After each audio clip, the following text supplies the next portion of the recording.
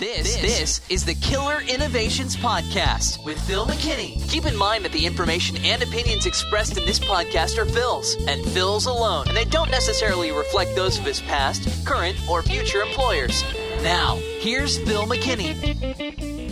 Welcome to this week's podcast. This is not going to be one of the normal podcasts that we typically put out. The focus for this podcast is going to be on giving you some of the background on my recently released book, Beyond the Obvious, Killer Questions That Spark Game-Changing Innovation, published by Hyperion. The book was released yesterday. It's now available in bookstores. You can also download it from Amazon, Barnes & Noble, iTunes, and as of this morning, I woke up to the surprise that you can actually now download it in audio form. Now, I'll warn you, it's not my voice. They hired somebody else to actually read my book. So if you're used to listening to my voice on the podcast, I'm sorry to disappoint you. I didn't do the audio. Now, what is the context of the book? Now, if you're a regular listener to the podcast, you know of my passion around teaching innovation and mentoring around innovation. But one of the emails that I've gotten a lot over the last couple of months for people who've been interested in the book and wanting to understand a little bit of the history. The book actually started not only with the podcast, which started 6 years ago, but you can actually go back 6 years prior to that, about a dozen years ago. It all started during a gap in my employment. I had just cashed out at a very successful position at a very successful company, decided to cash out my stock and take some time off, basically to reflect a little bit on my career, kind of think about what I wanted to do next, but also to spend time with my kids who were about ready to go to college at that point in time. Now, during that downtime, one of the questions that I was asking myself was what was the secret behind my career success? Was there some kind of fundamental skill, some fundamental knowledge that I had?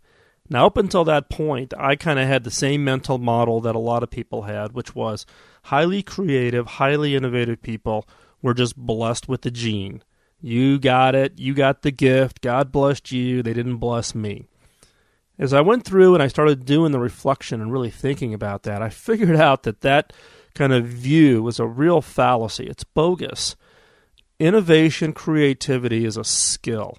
It's a skill that anybody can learn, anybody can practice, and anybody can become proficient at. The problem is we don't teach it anymore. We don't teach critical thinking skills. We don't teach creativity. We take out all of those things out of the class curriculum in order to, in many cases, just teach them so they can pass the test and therefore get the grade and get the degree and move on.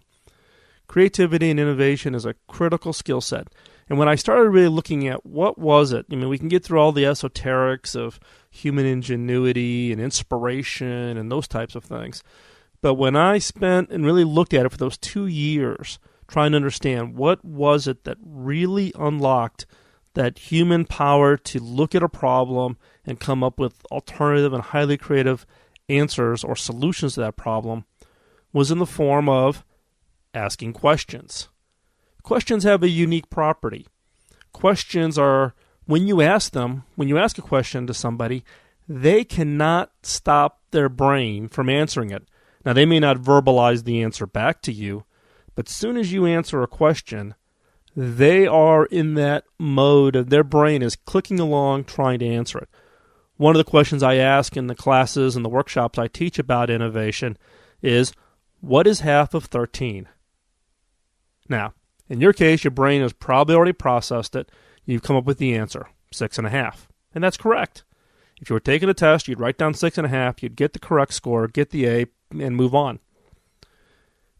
What's unique, though, about killer questions, or questions that really force you to look at the problem in a unique and different way, is to look beyond that obvious answer.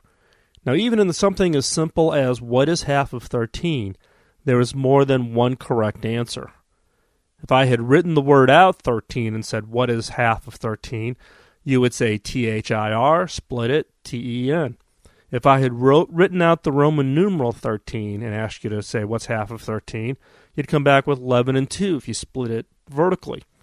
If you split a Roman numeral 13 horizontally, it's Roman numeral 8 and 8.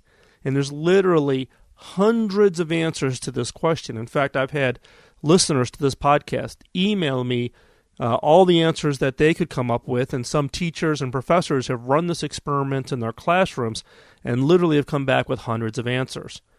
Now, what's the key is to train our brains not to stop at the obvious answers, but to go beyond the obvious, go beyond what everybody else is doing and look deeper, go further, and really uncover those new opportunities or those new ideas that other people don't look at.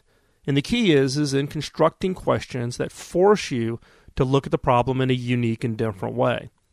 Now, the way I like to think about really these unique questions or these killer questions is if someone pitches me a question and I think about it and I have an immediate answer or an immediate opinion, I immediately run the risk of jumping to the obvious. I like questions that force me to get myself up out of my chair and go look at something, go do some research, go observe, go talk to people, because that's where the discovery process happens. Sitting at your desk and looking at market research studies or looking at some spreadsheet that tells you, how many middle-income consumers buy your product is not the approach that's going to get you to finding those really next breakthrough innovations. So, 12 years ago, I started putting together this thought about the power of questions and started collecting questions and testing questions and running test workshops and seeing what kind of ideas came out of what questions. And I've kind of solidified this down to a list of about 60, 65 questions that tend to be very, very powerful and very universal from the standpoint of how they apply. Now, I've been sharing those in some form or another in this podcast and in my workshops, etc. Now, when I started getting to the point of sitting down and putting together the book, what I found is a lot of my questions were focused on what I found useful in my day-to-day job, which is developing technologies or developing software or whatever my background was, and they weren't generic enough. So I sat down and literally rewrote all of the questions and came up with an entirely new set of questions that I've never asked or shared before. So in the book, more than half of the questions that are presented in the book have never been discussed and have never been presented before in any form. Now, these questions are generic. You can apply them to a technology company, to a bank, to a grocery store, to independent booksellers, to the ice cream shop. One of the things I teach in my workshops is how to use the killer questions in a family setting to come up with better ideas for where to go on vacation next year. The key here is that these questions force you to look at opportunities in different ways. Look at it beyond the kind of normal way that you normally get stuck. And let's face it, we all get stuck in the rut. We all get stuck in the process of coming up with and developing new ideas, but we always tend to apply the exact same answers to those new ideas. That worked 6 months ago, it worked a year ago, it'll work again now. And we never kind of get out of that rut.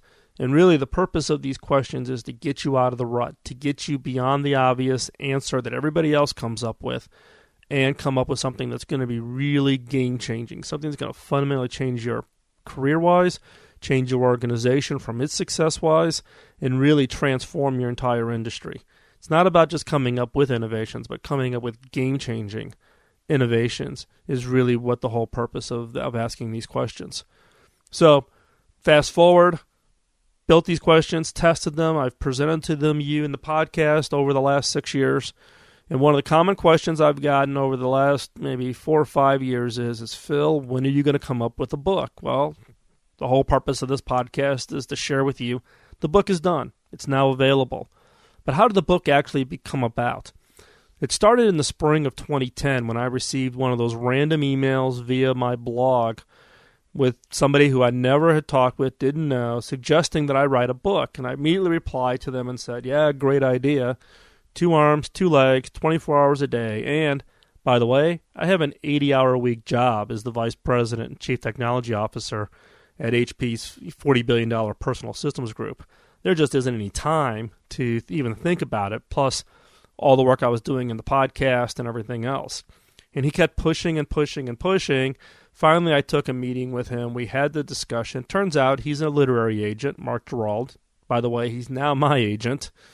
And we had this discussion, and Mark actually put together a team that went through all of the podcasts, all of the blogs, all my idea notebooks, and really pulled together the construct of what became the original nucleus of an idea. We went out, had some discussions. We ended up striking a partnership with Hyperion, who now is publishing the book, to put this material together and to make it broadly available in book form and in audio and ebooks, those types of things. And really the purpose here is to unveil or rip away kind of that bad assumption that innovation and creativity is restricted to the select few and that it's really not available to the broad audience.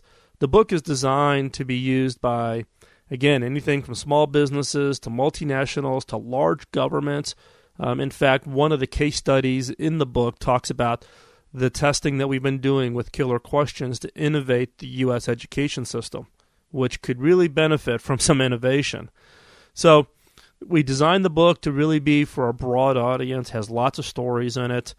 And again, it's really in reaction to the number of emails that you have sent me asking me about the book and when am I going to get down to writing a book. You love the blog, you love the podcast, but you wanted something that you could consume in one sitting and or something that you could very easily share with other people. So the book is done. It's out. And I'm anxious to hear your thoughts and your feedback after you've had a chance to read the book. You can go to, if you want more information on the book specifically, you can go to the book's website, which is beyondtheobvious.com. And you can look through. There's actually one entire chapter that we're making available for download. You can read it. There's also a number of questions that I would have loved to have gotten into the book. They just didn't make the cut. And so I've made those available also on that site. So 6 questions that did not make it into the book. You can actually download it by visiting beyondtheobvious.com. So hopefully you found this background, this history, a little bit of the context of questions useful. I'm going to be putting out a series of podcasts going into a little bit more detail in some of the specific chapters to give you kind of the story behind the story. So come back or subscribe so that you get all of the kind of the background stories behind the podcast. And again, drop me a note, feedback@philmckinney.com on any of your comments on the book, questions you have, things that you would want me to answer in a future podcast about the book or anything else that's going on. And hopefully you found this useful. And again, thank you. If you've been a long-time listener to the podcast, buy the book, open up to the acknowledgement section, and you'll see a shout-out in the acknowledgement section to the long-time listeners of the podcast and my appreciation for the support that you've given me over the 6 years that I've been putting out the podcast. So again, thank you for your time, and look forward to hearing your feedback. Bye-bye.